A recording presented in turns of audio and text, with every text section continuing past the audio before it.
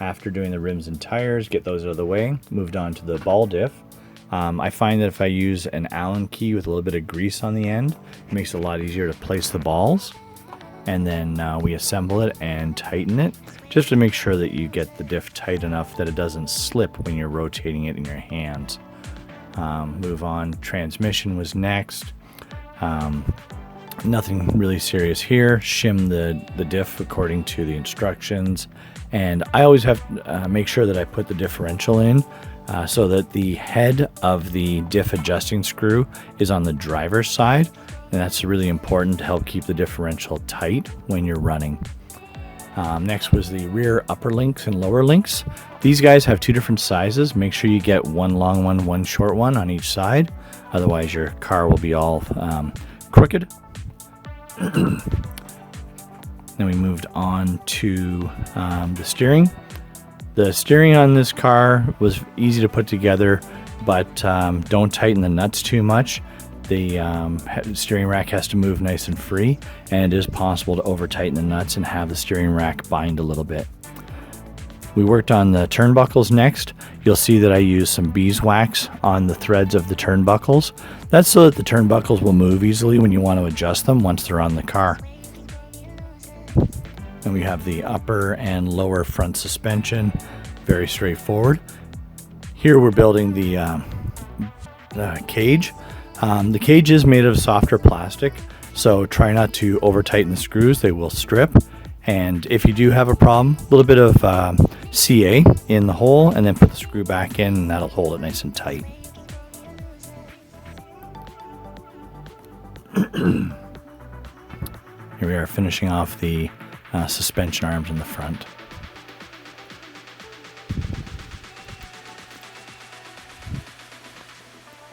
Now we're moving along to the shocks.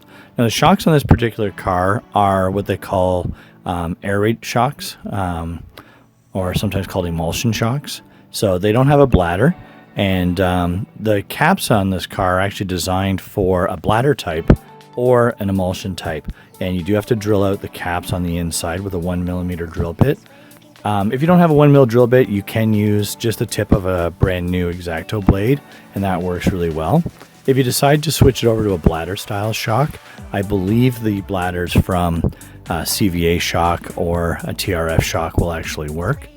Most important thing here is just to make sure that you, when you reassemble the shock, you do push the shock shaft up about 80% before you put in the bolt that locks in the oil. If you don't do that, then you'll build up too much pressure and you could have problem with the shocks getting damaged when you have a big jump. We're assembling the rear end. Universals, there is a left and a right, so be cautious of that in the instructions. There's a little locking ring that goes on the universal, and you have to make sure it goes the correct direction.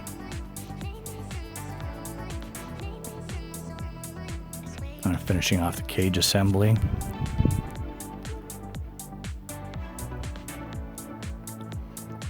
Now here we're just putting on the tires. Remember there are drive hexes front and rear, so just get the rims lined up. Once the body's painted, then we apply the decals. On the number 45 plate here, I did this wrong. I put the plate on first. I should have put the stripes on and then the plate. So it's really important when you are applying the decals, apply them in their number order. So start at the lowest number and work your way up, and then you won't have that problem and you won't have to redo it like I did. Here we're just assembling the light buckets.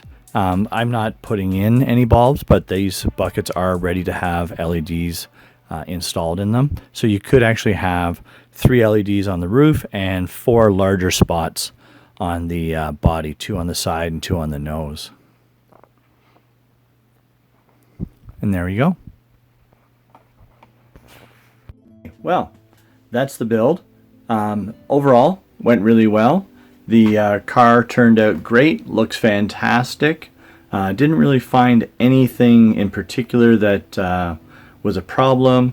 Couple of screws, typical Tamiya, they went in and didn't really tighten down because of the soft plastic on the roll cage. But you know, that can be fixed with a dab of glue or You can wrap the screw if you have that problem. A little bit of paper around it, or a little bit of a clear plastic bag to tighten it up, that works.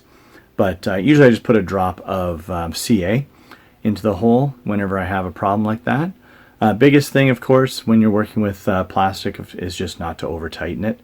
The rest of the car, everything was great. The ball diff went together really well. The tranny seems nice and smooth. Everything looks great on it. Sticker set was fairly easy to work with. It is important to remember, and one thing that I forgot when I was working on it, try and install the stickers in their numerical order.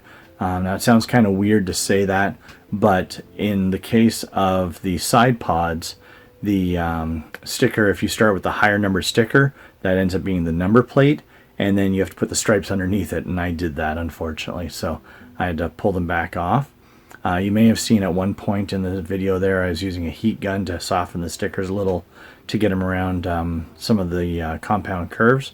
That's a little trick that we learned a long time ago. You just heat them up with a heat gun or hot hair dryer, and then they soften right up. It also makes them shrink back too. When I was working on the number plate, it got a little deformed, and I added some heat and it pulled it back into its shape. So let's have a final look at the car and see what it looks like. Okay, and here we go. So yeah, so that was the BBX that we were building, of course. And here is the final product. Turned out really nice. Got the driver all painted up. This here is the number plate I was talking about, and you can see the stripes are in behind it, so please make sure you put your stripes on first. The mesh, there's just enough mesh in the box, so do follow the instructions and the templates so that you get them exactly the way that they should be. We have these awesome headlights that we will eventually light up maybe on another build. And then inside here, where is our pilot or driver? There he is. It's a intense look on his face there. He's ready to go hit the dirt. Let's have a look at the bottom of it. Just see what we have. Okay, so we have here the bottom. Yeah. Nice and clean looking.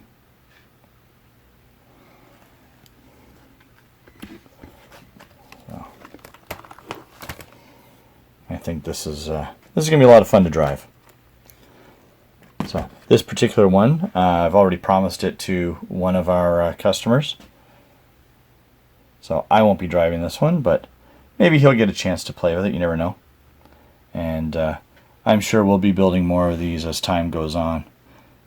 Anyway, once again, just thank you very much for watching my video. And if you have any questions, feel free to contact us at Pinnacle Hobby. And again, thanks to Tamiya Canada for giving us the opportunity to get our hands on one of these, even though that they're not out yet. They are hitting the shelves on July 20th, 2023. So just remember that they will not be available for sale until July 20th. Again, this is Ron from Pinnacle Hobby. Thanks, and have a great day.